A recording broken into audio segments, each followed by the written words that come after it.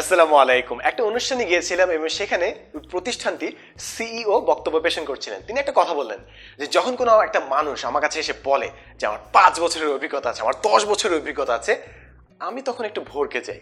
তো আমি চিন্তা করলাম যে একটা মানুষ, ওই সিইও যিনি প্রায় ২ যুগ ৩ যুগ ধরে কাজ করছেন, তিনি কেন অন্য আরেকটা মানুষের অভিজ্ঞতার কথা শুনে ভরকে যান, তাও আবার অভিজ্ঞতা, কারণ এই নিজেই মানুষটির অনেক অভিজ্ঞতা, তাই তিনি না উল্টা বলবেন যে অভিজ্ঞতা অনেক দাম, অভিজ্ঞতা কত মূল্যবান।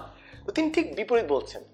তো আমি যখন চিন্তা করছি তিনি ঠিক উত্তর দিয়ে দিলেন। তিনি বললেন যে দেখো, কোন একটা মানুষ যদি আগের প্রজন্মের ১০ বছরের কিংবা ২০ বছরের অভিজ্ঞতা নিয়ে আমার প্রতিষ্ঠানে আসে, তাহলে আমার ব্যবসায় লাল বাতি জ্বলবে, কারণ আমার প্রতিষ্ঠানটি ডিজিটাল সেবা দেয়। তো অ্যানালগ যে অভিজ্ঞতা যদি আমার এই ডিজিটাল সেবা দানকারী প্রতিষ্ঠানে আনে, তাহলে তো আমার ব্যবসা লাটেই উঠবে।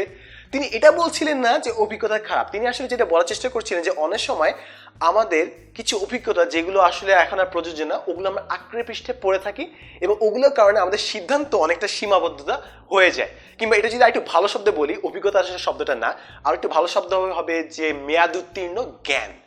যেগুলো আগে পড়েছি, আগে জেনেছি, আগে প্রযোজ্য ছিল কিন্তু এখন না, কিন্তু ওগুলোর উপর ভিত্তি করে আমরা সিদ্ধান্ত নিচ্ছি জন্য আমাদের সিদ্ধান্তগুলো সময় উপযোগী হচ্ছে না। তো এর একটা যদি আমি উদাহরণ দিই, তাহলে একটা ফেসবুক স্ট্যাটাসের কথা বলতে হয়। একটা ভাইয়া লিখেছিলেন যে আগের প্রজন্মে বলা হতো যে পুরুষ এবং নারী যখন বিয়ে করবে তখন তাদের বয়সে ব্যবধান থাকতে হবে হচ্ছে ৫ বছর কিংবা একটু বেশি, বেশি হলে খারাপ, কম হইলে খারাপ, একটু ৫ বছর ১০ বছর ব্যবধান বলে থাকতে হয়। কেন? কারণ যে দুইজনের মানসিক যে একটা প্রাপ্তবয়স্কতা আছে, ম্যাচুরিটি যে লেভেল বলা হয়, ওটার ব্যবধান যত কম হবে তত ভালো। এবার ওটার জন্য কি করবে, তার বয়সের ব্যবধানটা বাড়িয়ে দেয়।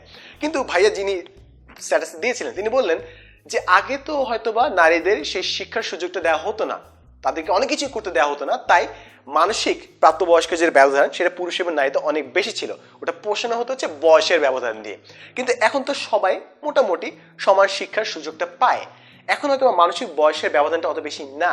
এমন অবস্থা তিনি লিখেছিলেন যে এখন যে ৩ বছর, এখন কেবল ৩ বছরের জুনিয়র কিংবা আরো কম কিংবা ছোট কোনো একটা ছেলে কিংবা মেয়ে যখন কোনো একটা মিম শেয়ার করে, তখন সেটা বুঝতে একটু হাসপাস লাগে যে এটা কি বললো, এটা প্রসঙ্গটা কি, কনটেক্সটটা কি। তো এখন হয়তোবা মানসিক যে ব্যবধান ওটা হয়তো এখন বেশি না।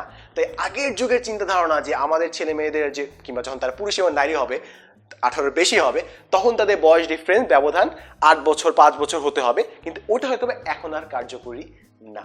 কিন্তু আমরা যদি আগের মানসিকতা নিয়ে এখনকার সিদ্ধান্তগুলো নেই, হয়তো অনেকের মানসিক ব্যবধান অনেক বেশি হয়ে গেছে, কিন্তু তাদেরকে একদম সমবয়সে বিয়ে দেওয়া হচ্ছে এবং দুজনের মধ্যে ম্যাচটা হচ্ছে না, মিলটা ঠিক মতো হচ্ছে না। এটা একান্ত ব্যক্তিগত মত ছিল, আমার অনেক সমর্থন আছে, কিন্তু আমি অবশ্যই আপনাদের এই ক্ষেত্রে মতামত জানতে চাবো।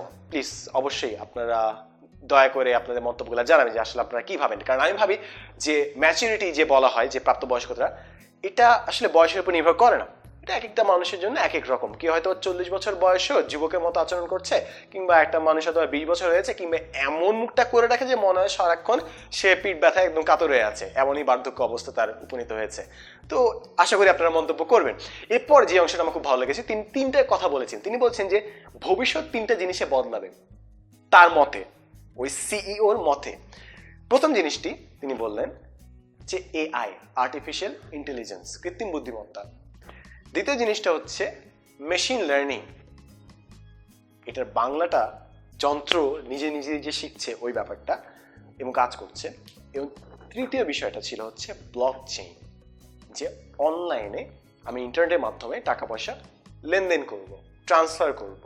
আমার হয়তো বা টাকা পয়সা আমার মানি ব্যাগে রাখতে হচ্ছে না, আমার ওয়ালেটে রাখতে হচ্ছে না, আমি ওটা অনলাইনে করে ফেলতে পারবো।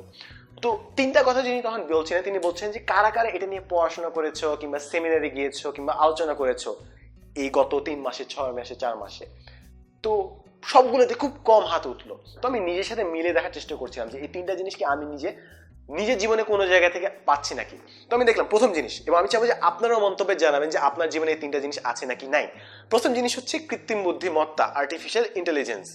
তো এটা নিয়ে প্রায় আলোচনা হয় দুইজন মানুষের সাথে। একজন মানুষ হচ্ছে আমার বন্ধু তামিম, ও নিউরন প্লাস চ্যানেলটা চালায়, ওর সাথে সেদিন আলোচনা হচ্ছিল উইবট নিয়ে, যে এই বটটা আপনার সাথে সবসময় কথা বলবে, চ্যাট করবে, এবং আপনার হয়তো বা মানুষের যদি কোনো সমস্যা থাকে সেটা বোঝার চেষ্টা করবে। তো আর্টিফিশিয়াল ইন্টেলিজেন্স এটা খুব সুন্দর একটা জিনিস ছিল, এক্সাম্পল ছিল, একটা উদাহরণ ছিল। আরেকটা মানুষের সাথে মেশিন লার্নিং বা আর্টিফিশিয়াল ইন্টেলিজেন্স নিয়ে কথাবার্তা হয়, সেটা হচ্ছে শাওন চৌধুরী। এবং এটা নিয়ে আমি একটু পরে একটা সুন্দর একটা গল্প বলবো, গল্প না আসলে সত্যিই হয়েছে। এবং তৃতীয় জিনিস হচ্ছে আপনার ব্লক চেইন, অনলাইনে কি ট্রান্সফার হচ্ছে, কি লেনদেন হচ্ছে, এটা নিয়ে কি পড়েছি। তো এটা নিয়ে আমি চিন্তা করলাম যে অনলাইনে কি কি হয়। তো আমি বিটকয়েন নিয়ে অনেক দেখেছি, ইথারিয়াম নিয়ে দেখেছি যে অনলাইনে কিভাবে জিনিসপত্রগুলো লেনদেন করে। তো এই তিনটা জিনিস নিয়ে আমি মোটামুটি দেখার চেষ্টা করেছি। আমি নিজের দেশের যে লোকাল এক্সাম্পল, উদাহরণ, ওগুলো আমি দেখার চেষ্টা করেছি। মনে করেন ব্লক চেইন, কিংবা মনে করেন কেবল সাধারণ ভাষা যদি বলি, অনলাইনে টাকা লেনদেন আমাদের আছে, বিকাশ আছে, আইপে আছে, আপনার নগদ আছে। তো এগুলো নিয়ে আমি একটু চিন্তা ভাবনা করার চেষ্টা করছিলাম। তো আমি দেখলাম যে আসলে তিনটা জিনিস যে ভবিষ্যৎকে বদলাবে, এগুলো আসলে আমাদের জীবনে এখনই ইনক্লুড করা দরকার, এখনই আমাদের জীবনে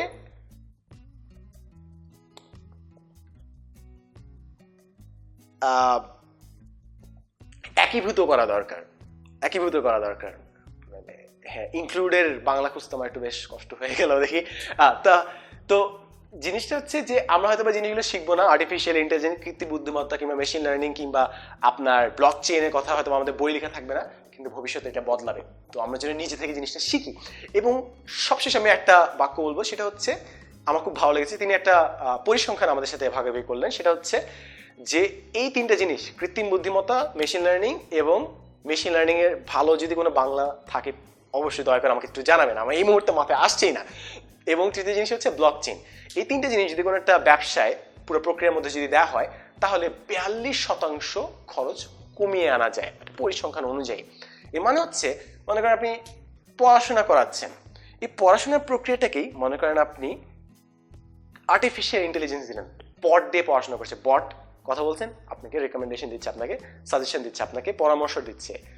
ওর মধ্যে আপনি মেশিন লার্নিং লিখলেন যে যত বেশি মানুষ ব্যবহার করবে ও আরো বেশি বুঝবে, আরো ভালো মতো রেকমেন্ড করবে, এবং ওই অনুযায়ী বিভিন্ন প্রসেস ঠিক করবে, বিভিন্ন প্রক্রিয়া ঠিক করবে, যে কোন যন্ত্র কিভাবে যাবে, কোন একটা অ্যাপ কিভাবে কাজ করবে। এবং থার্ড জিনিস হচ্ছে ব্লক চেইন, কিংবা মনে করেন কেবল ইন্টারনেটে কিংবা অনলাইনে টাকা লেনদেন। মনে করেন আপনি সামনাসামনি পড়াচ্ছেন, বিভিন্ন কোর্স অনলাইনে দিয়ে দিলেন। এতে আগে যে প্রাতিষ্ঠানিক শিক্ষা ব্যবস্থা ছিল, যে আপনাকে কোনো একটা ক্লাসরুমে যেতে হবে, একটা রুমে যেয়ে আপনাকে বিভিন্ন ডাব্বার ডেস্কের সামনে বসতে হবে, ক্লাস করতে হবে, এগুলো অনেক জিনিসই পুরোপুরি বাদ দেওয়া যায়। পুরো ভাড়াটা বাদ, লেনদেন যে একসাথে দেখা করতে হবে, যাতায়াতের ভাড়াটা বাদ, সব বাদ দিয়ে অনেক খরচ বেঁচে যায়। তো যদি চিন্তা করতে পারেন, যদি কোনো উদাহরণ আরও দিতে পারেন, অবশ্যই দিয়ে দিবেন। তো আমি ভিডিওটা শেষ করব একটা জিনিস দিয়ে, যেটা আমার খুবই খুবই খুবই ভালো লেগেছে।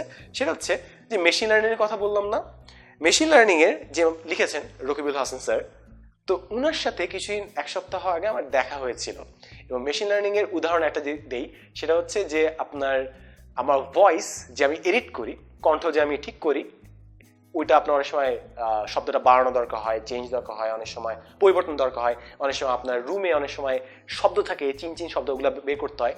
তো সফটওয়্যার দিয়ে ওটা আমি বের করে ফেলতে পারি, ওটা শিখে গেছি, ওটাকে একবার শিখিয়ে দিতে হয়, এবং তারপর বাকিটা ও অটোমেটিক এডিট করে ফেলে। তো ওই জিনিসটা আমি আমার জীবনে ব্যবহার করি। কিন্তু আসল কাহিনী হচ্ছে এই বইটা নিয়ে, এবং এটার লেখক নিয়ে, এই বইটার লেখক নিয়ে। তার সাথে আমার বইমেলায় দেখা হয়েছিল, এবং তার সাথে কথা হচ্ছিল, এবং কথা বলতে তার বেশ আগ্রহ নিয়ে অনেক কিছু বললেন, অনেক ভালো লাগলো। বাসায় আসে আজকে আমি যখন ভিডিওটা করবো, আমি ভাবছিলাম যে মেশিন লার্নিং আমি কি উদাহরণ দিব। তখন আমি মাথায় আসলো এই লেখকের সাথে আমার দেখা হয়েছিল, এবং আমি এই বইটা খুঁজে বের করলাম, কারণ শাওন এই ধরনের বইগুলো পড়ে। তো বইয়ের একটা অংশ, আমি বইটা পড়ি না, কিন্তু একটা অংশ পড়েই আমার খুবই খুবই ভালো লেগেছে, যেটা দিয়ে আমি ভিডিওটা শেষ করার চেষ্টা করবো। সেটা হচ্ছে, বইটি সৃজনী সাধারণ লাইসেন্সের আওতায় প্রকাশিত, অবাণিজ্যিক উদ্দেশ্যে যে কোনো মাধ্যমে বইটি আংশিক বা সম্পূর্ণ প্রকাশ করা যাবে, লেখকের পূর্বানুমতির প্রয়োজন পড়বে না, কেবল উল্লেখ থাকতে হবে। একটা মানুষ যে কতটা ভবিষ্যৎ নিয়ে চিন্তা করে এবং কতটা ভালো হয়ে চিন্তা করলে যে এই লেখাটা দেন, তা হয়তো আমি এই একটা ভিডিওতে আর সময় স্বল্পতার কারণে আমি বলে বোঝাতে পারবো না। কারণ যেগুলো বই নিয়ে আমি কথাবার্তা বলি, অধিকাংশ বই সাধারণত খালি প্রক্রিয়া অনুযায়ী লিখে দেওয়া হয় যে এটার কপিরাইট এই লেখকের, কখনো পাবলিশ করতে পারবেন না, আপনি প্রকাশ করতে পারবেন না অনুমতি ছাড়া। তবুও আমি দিয়ে দেই ভিডিওতে, কারণ সবসময় হয়তো বা সব অনুমতি নেওয়া হয় না। কিন্তু এই মানুষটা বলে দিয়েছেন, অবাণিজ্যিক উদ্দেশ্যে আপনি যে অংশ নেন, পারলে পুরো বই যদি আপনি দিতে হয়, আপনি পুরো বই আপনি দিয়ে দেন, খালি ব্যবসা করবেন না আর কি, টাকা পয়সা নেবেন না, কারণ এটা সবার জন্য উন্মুক্ত।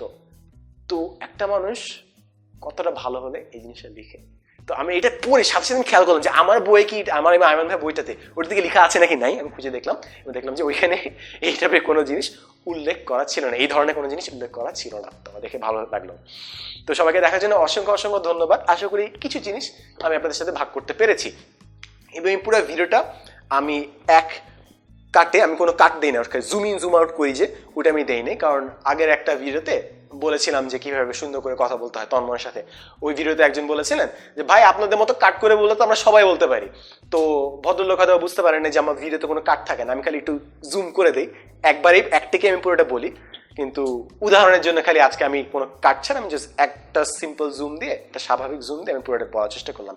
এবং হয়তো আপনারা ভিডিওটা দেখে বুঝতে পারছেন যে আমি সম্পূর্ণ বাংলায় বলার চেষ্টা করছি, আপনার চেষ্টা করছি। অনেকগুলো শব্দ আসলে ইংলিশ আমার মাথায় আসছে না, কিংবা মাঝখানে মাঝখানে চলে আসে যে one type, this type, hand sample, এগুলো চলে আসে। তো আমি আশা করবো যে আপনাদের কাছ থেকে যেন গঠনমূলক সমালোচনাগুলো আসে।